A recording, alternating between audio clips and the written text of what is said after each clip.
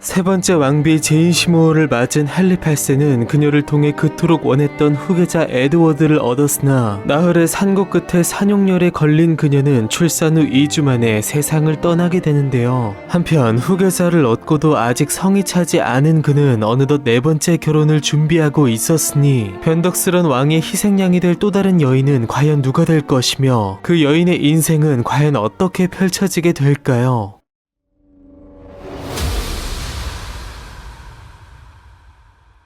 통치 후반기에 들어선 헨리 8세는 어느덧 50살을 바라보고 있었으나 한 명으로는 부족한 그의 후계자 욕심은 아직 사그라들지 않았고 그것을 이루어줄 왕비를 또다시 찾게 됩니다. 그리고 이것은 사실 그의 개인적 욕심만이 아닌 국가정책의 일환이기도 했는데 잉글랜드가 유럽 대륙 내 칼레를 소유하고 있던 만큼 두 카톨릭 강대국 프랑스와 신성 로마 제국의 득세에 맞서 외교적 고립을 타파하기 위한 유럽 북방 개신교 세력과의 동맹이 필요했던 것인데 그가 낙점한 결혼동맹의 대상국은 바로 당시 급부상 중이던 율리 클레페 베르크 공국으로서 클레페 공국의 통치자 요한 3세의 딸 25살의 앤이 왕의 신부로 낙점되었고 이번에도 역시 토마스 크로멜의 주도하에 결혼이 추진되게 됩니다. 아라곤의 캐서린에 이어서 연애 결혼이 아닌 두 번째 정략 결혼인데다 두 나라가 지리상 멀리 떨어져 있어 직접 그녀를 만나보기 어려웠던 만큼 헨리 8세는 초상화를 통해 신부의 얼굴을 확인해야 했는데요. 마침 헨리 8세는 동시대 독일 미술의 아버지로 평가받는 알브레이트 듀러를 곁에 둔 막시밀리안 1세처럼 자신 역시 또 한 명의 북유럽 르네상스의 거장을 궁정화가로 두고 있었으니 그는 바로 그 유명한 대사들의 작가이자 정확한 사실주의적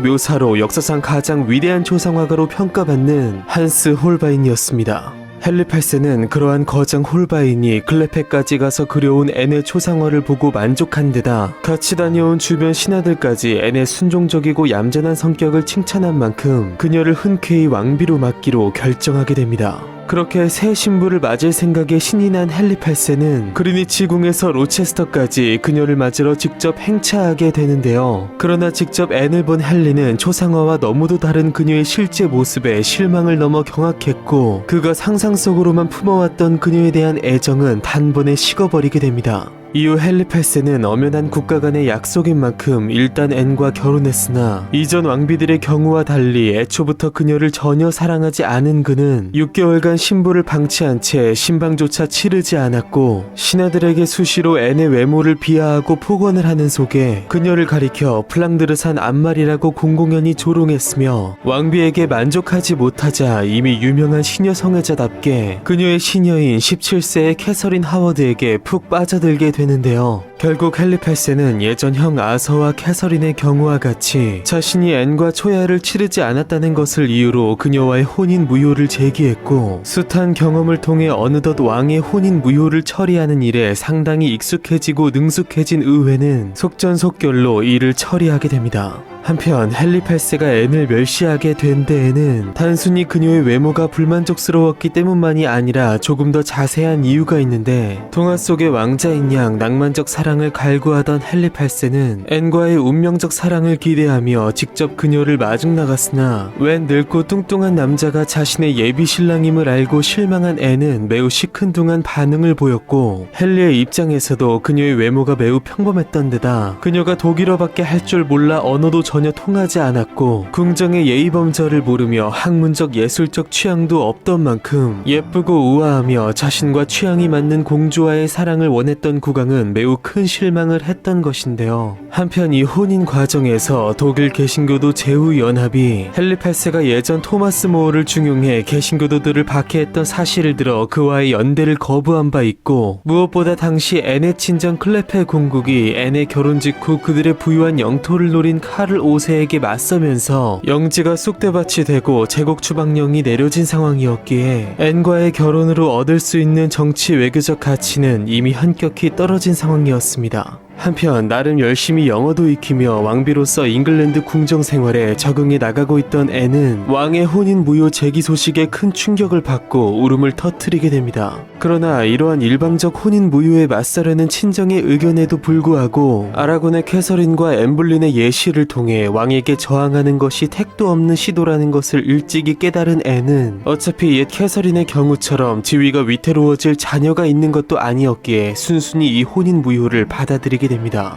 한편 헨리 8세는 예전 캐서린의 경우와 달리 복잡한 국제 문제를 피할 수 있도록 앤이 순순히 동의해준 것에 대해 고마워하며 막대한 보상을 제시했고 이것은 그녀의 신의 한 수가 됩니다. 이후 왕으로부터 국왕의 사랑받는 누이라는 독특한 칭호를 얻게 된 앤은 실제로 국왕의 누이의 버금가는 대우를 받으며 상당한 재산을 받고 풍족한 여생을 보내게 됩니다. 그렇게 세월이 흐르면서 앤은 순진한 처녀에서 점차 사교적 귀부인으로 거듭났고 무엇보다 어린 엘리자베스 공주에게 그녀의 죽은 어머니 엠블린을 대신한 또 다른 앤으로서 깊은 애정을 쏟는 속에 후임 왕비들을 존중하는 한편 헨리 8세와도 좋은 관계를 유지했으며 왕실의 어른으로서 각종 국가 행사에서 대우를 받은 것은 물론 온화한 성품 덕분에 백성들로부터 사랑과 존경을 받았는데요. 부군인 숙종의 사랑을 받지는 못했지만 그의 사후 의붓아들 영조를 지지하며 왕실의 큰 어른으로서 대접받은 조선의 인호나무가 떠오르듯 헨리 8세의 사망 이후에도 무려 10년을 더 살며 엘리자베스를 지지하는 속에 그녀의 진실된 친구가 되어준 앤은 1557년 42세의 나이로 생을 마감하게 됩니다.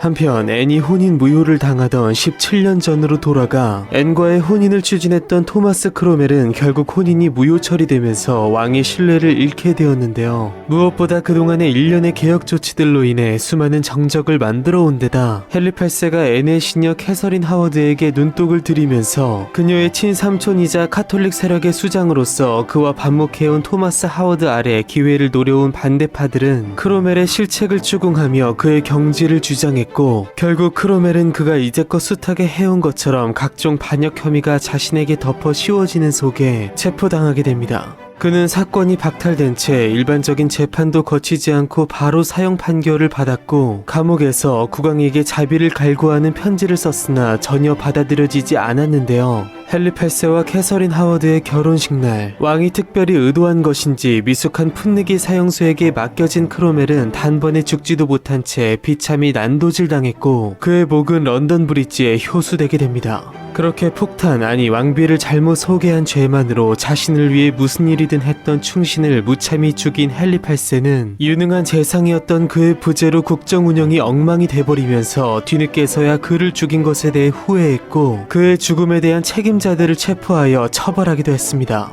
비천한 신분에서 뛰어난 능력 및 각종 권모술수로 최고 권력자에 올라 영국의 종교개혁을 주도했던 토마스 크로멜은 수많은 피를 묻히며 자신의 모든 것을 바쳤던 왕에 의해 결국 자신 역시 비참히 토사구팽 당했고 그의 후손들이 뒤늦게 그의 억울함을 풀어주려 했는지 이후 100년 뒤 그의 누나 캐서린의 증손자가 되는 한 정치인이 혁명을 일으켜 긴 내전 끝에 왕정을 폐지하고 왕까지 처형해버리고는 영국 역사상 전례 없는 공화국을 세우게 되니 그의 이름은 바로 올리버 크로멜이었습니다.